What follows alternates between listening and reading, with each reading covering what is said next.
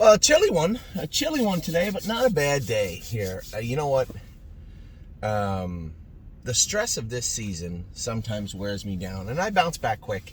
Usually, when the horses start racing good in the summer or the spring, later in the spring, when we get horses like Time Is On My Side going, right?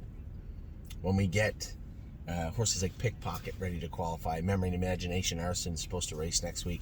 It charges my batteries, and they were depleted. I can tell you that. It's not that we weren't having a good run, we were, but just the whole, and we talk about this with the horses, how it's tough sometimes to go that last hurdle, that get around that last corner, and it's the same for me every year when it comes to, think about it.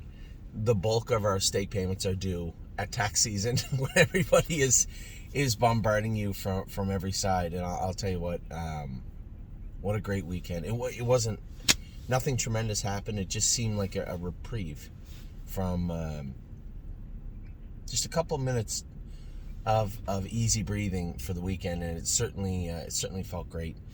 And only compounded by Time Is On My Side. The way he raced was just so uplifting. But it was short-lived, right? We got to see Patrick DePrana throw in a kind of a flat race. I was happy with Lover's Place. She got qualified. She's fine. Stayed flat, was fine. Patrick was flat, and the greatest ending was terrible. And, you go through a myriad of a checklist with this guy. Did he tie up, right? How was his GGT? Mechanically, sound-wise, everything, Tim said everything was fine afterwards, but clearly everything wasn't fine. You could see the horse was frustrated. He was throwing his head. Now, he threw his head on me a couple of times when he raced good, and we can put a martingale on him for that, but that's a big tell for that horse, right? Something was up with him yesterday, and, this horse in particular, with him being, his races that were even good, being so scattered, it's just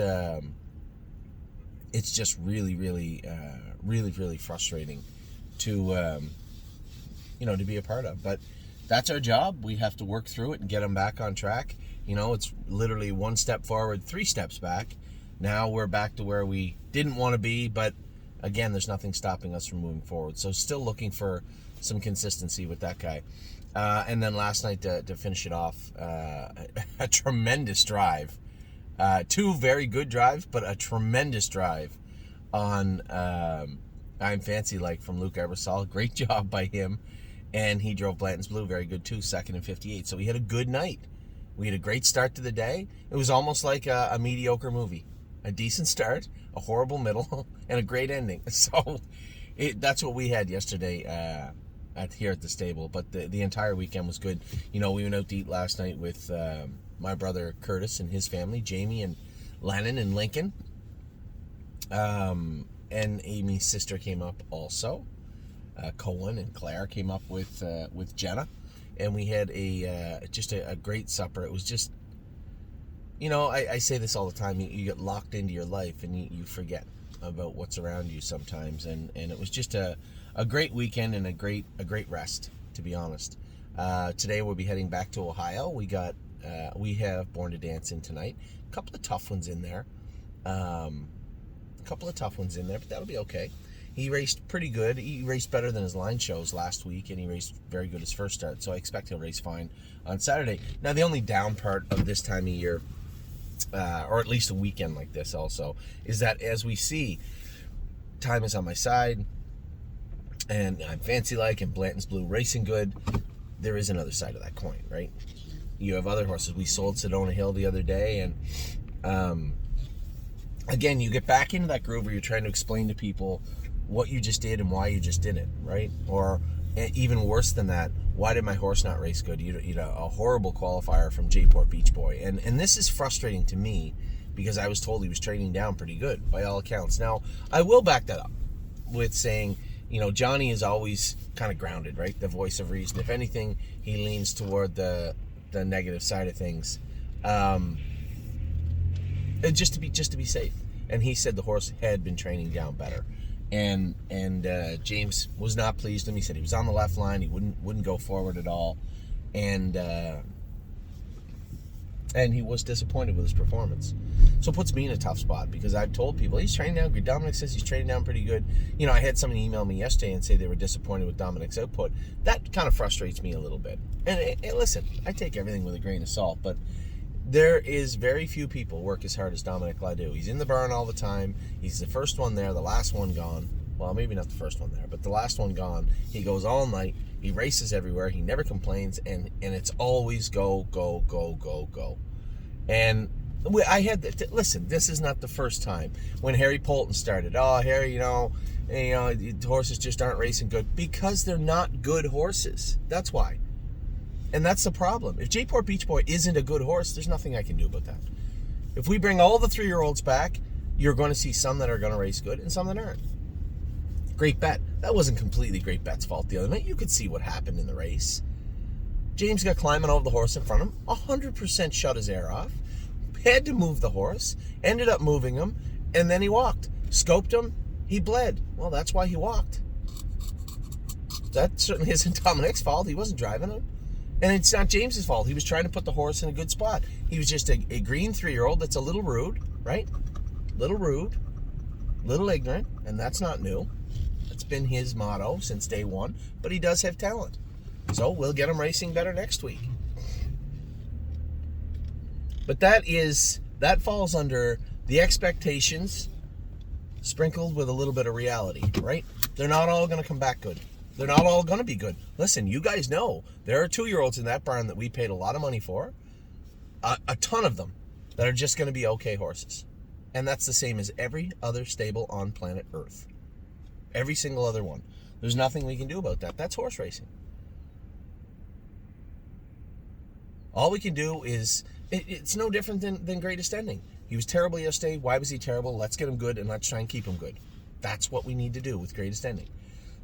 And that's what we will do. And what he is after that will be up to him. I hope he's a free-for-all pacer. I hope he's a great horse. But again, that will be up to him. And that's not a reflection on Tim Twaddle either. These are people that have done good things. Tim's Greatest Ending race poor in the last race. Time Is on My Side looked absolutely bionic in race 1. So it's just, this is the time of year where that happens, right? And this is the first wave, right? You're going to have 3-year-olds come back like J-Port Beach Boy, or like Great Bet, right? Or horses that underwhelmed me to the point where we sold them, like Sedona Hill. You're going to have these types of horses come back. And I keep telling everybody, the difference between an effective horse and a horse that's on that bubble is very, very slim. Very slim sometimes.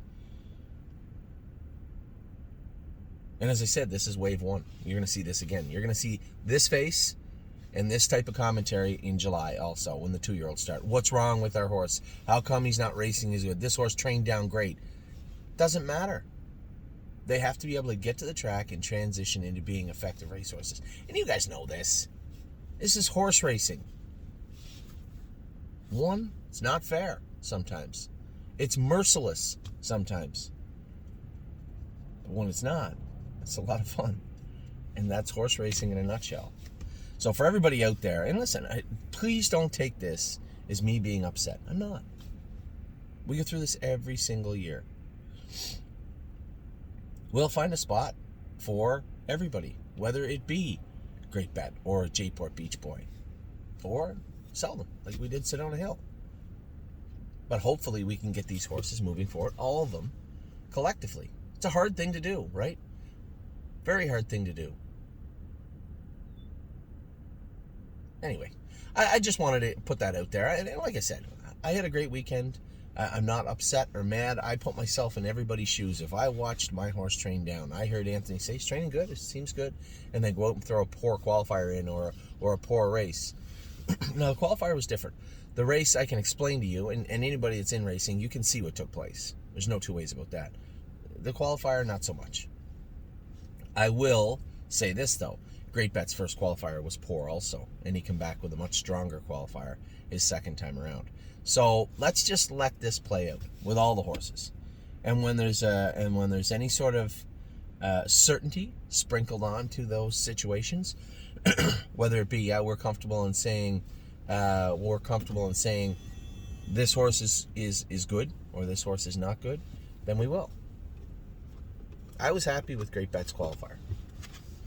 Very disappointed the other night, but not necessarily even disappointed in the horse, because I knew what happened. I didn't need to ask Dominic or James what happened. It was only verified by them. I already knew. You could see plain as day what happened. With the other guy, I didn't see anything. All I saw was a poor mile from a horse, so we just need to work harder on that. So with that, I'm going to let you guys go. I'm going to talk to you soon. My alarm is going off for some reason. I'll get to the bottom of that. But all in all, a great weekend, and super excited about this Tuesday again coming. Very, very excited. Been a while since I've been, since last year's 2-year-old qualifiers, since I've been this excited to watch qualifiers from any aged horse. So, excited. I will talk to you all soon. Have a wonderful day. Good luck to everybody tonight racing, and tomorrow also we got lots of horses lined up. Collector and Born to Dance in particular tonight, and looks like Money gonna make his second start tomorrow. Good luck and take care.